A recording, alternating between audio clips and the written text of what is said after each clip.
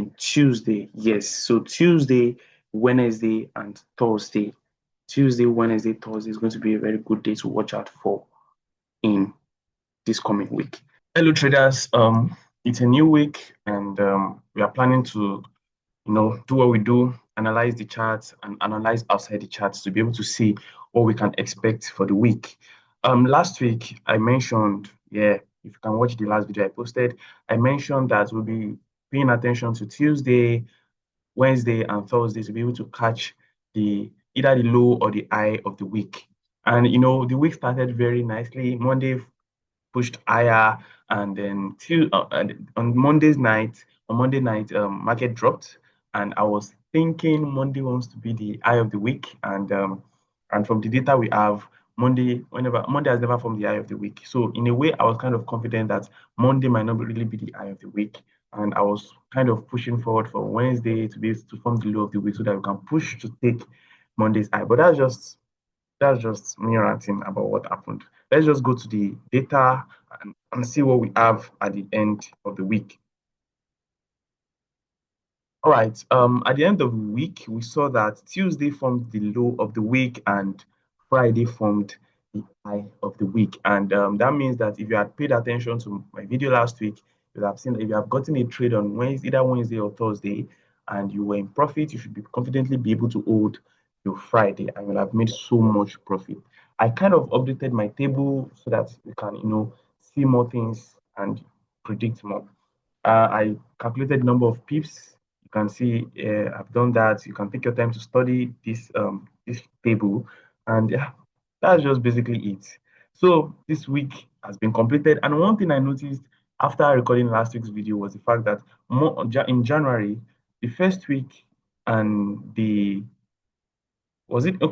second week and the fourth week gave the same information, and the first week and the third week gave the mm, third week. Yes, first and third week gave the same information. Second and fourth week gave the same information, and that was what made me think that February was also going to give us the same thing. So second week, Thursday, Wednesday. So I was expecting Thursday, Wednesday, but the fourth week gave me the same information as the third week. So it's kind of like two different weeks kind of colliding. So that's just basically it. This is everything you need to know. And then I pointed out the low of the month in January, which was 8th of January, and then the high of the month formed 29th. Then for February, we have the 2nd of February forming the low of the month, and then the 27th of February forming the high of the month. So just you can do it whatever you want with this data, and that takes us straight into March. That takes us straight into March. So what am I expecting for March? For March, since I have Monday, Wednesday,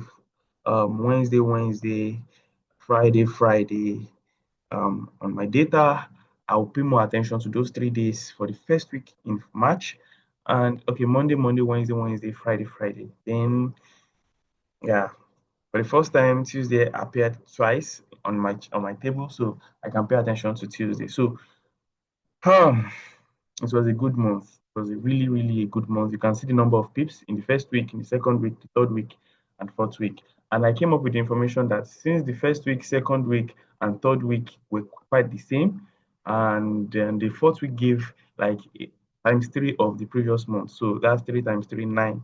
So when the moment I saw 6,000 in the first week of February and I saw 2,000 in the second week of February, I kind of knew that the remaining weeks won't be up to 6,000, and it will be in the times 3 range, like divided by 3 range. So 6 divided by 3 will give you 2, and then this one was almost 2, but market closed. So that kind of gave me some information about what I should expect in the week to come and everything.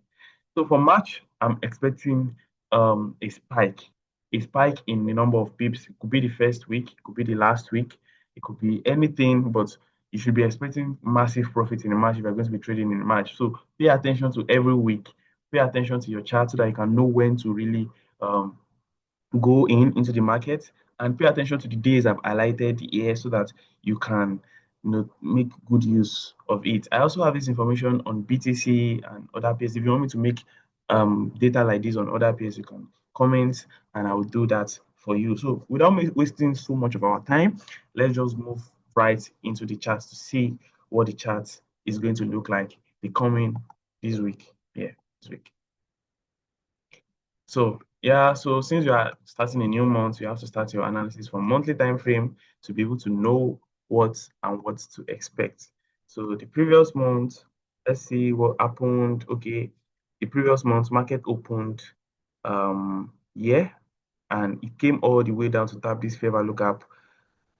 Tried its best to take the rejection block, but market into that. It just reversed a little bit close to it and then went all the way up. What can I expect on multi-time frame this week? I'm sorry, this month. This month, since market is going to be opening here at this price, and this is the rejection block because there's no fair value gap. This month, I can probably expect a spike up first, and then it can come down before we continue the movement to the upside. Regardless of what you're expecting, I feel like we should have a retracement this month before we continue to the upside. I'm not saying that just because I'm looking at the monthly time frame. I would also go into the lower time frames to check what we can expect. So let's go into the weekly time frame and see where our breakout is. Always remember, breakout is your direction. Breakout is your direction. On the weekly time frame, we don't have any breakouts. Yeah, we don't have any breakouts. The last breakout we had was here, and that was the breakout happened in December. So since the beginning of this year, we've not gotten any breakout. So let's go into the daily time frame to see where our breakout is pointing out to. So on our daily time frame, we have a new breakout, and that is signaling that even if market is going to retrace, we should see expect more push to the upside. We should expect more push to the upside. So we've gotten this to be our breakout. So I can expect this to happen. Either market comes up here and then we retrace down. Yeah, something like this.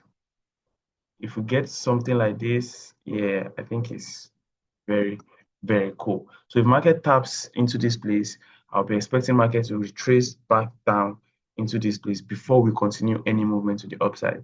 So I don't have much to say this week because it's a new week. Obviously, we don't have any data in March. We are just using data we've had in January and February. So just do with that. And Monday, because of fundamentals, I'm expecting a spike up, which is why I'm expecting this push to the upside. And then you can see a retracement down if the pressure is not too much at this price, which is at I think this is 5381. Okay, let's go into the into 4-hour time frame to see how last week played out.